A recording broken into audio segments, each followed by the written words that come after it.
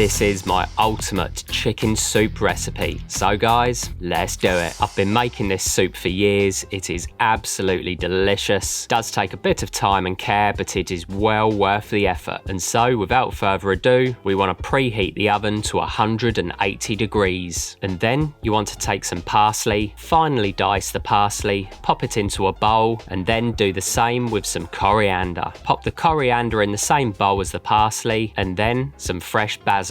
Once the basil's in, we want some thyme, strip it away from the stalks, dice, and in the bowl, along with some rosemary. And then to finish off our herb mix, we want some sage. And to the herb mix, you want to add a little dash of olive oil, season, give it a really good stir, and then the star of the show, our chicken. So the first step, you want to season inside the cavity of the bird. Then, taking some care, you want to gently remove the skin from the breast meat to form a little pocket for our herbs and butter. Pack it out with the herbs, push it right down into the bird, and next take some butter, cut off a good few slices, and poke those beneath the skin and the breast meat, along with the herbs. Once you've done this, you want to take a bunch of fresh herbs and a lemon, stuff those into the cavity of the chicken, give the lemon a few pricks with a knife so it releases some juice, and then a drizzle of olive oil, season with some salt and pepper, and now we're ready to roast. So pop that in the oven, and the rough rule of thumb with a chicken is you want to cook it for about 40 minutes per kilogram, or until the juice is run clear. And once the chicken is ready, you want to get that out of the oven and you want to let it rest for about half an hour or so. Once you have, we're ready to strip the chicken of the meat. So strip it down to the carcass, pop the meat to one side, and we're going to be using this to make the stock. So to go in the stock, we want some celery, just simply chop through it a couple of times. Also some carrot, chop this up once or twice, and then a couple of onions, just simply cut them in half, and a whole bulb of garlic, also cut in half. And then take some butcher's twine, and we want some sage, rosemary, thyme, some parsley and coriander. Tie it up into a bunch and stick this in the bowl with the stock veg. Then pop a big saucepan on the hob, chuck in the chicken carcass, pop in the herb mix, throw in all of your veg, finish with a few bay leaves, and then fill the pan up with water. You want to bring this up to a boil, reduce it to a good simmer, and you want to let this gently tick away for about an hour or so. And while it cooks, we're going to prepare the ingredients for the soup. So take an onion, cut it in half, and you want to relatively finely dice the onion. We want the soup to have some texture, but we don't want it overly chunky. Pop your onion to one side, and you want to do the same with some celery. So dice it up the same size. Also pop this to one side, and lastly, for our mirepoix, we want some carrots. So dice up the carrot, and then when you have equal parts carrot, celery and onion, stick it into a bowl. Then we want a couple of potatoes. Leaving the skins on, chop up the potatoes roughly the same size as the rest of the vegetables. Pop the potato into a separate bowl, and the last veg we're going to use is some leeks. So slice down the side of the leeks, and then you can fan this open and give it a really good wash. The last thing we want in this amazing soup is any grit or slugs. Pop the leeks on the chopping board and then dice them up. Again, same size as the rest of the veg.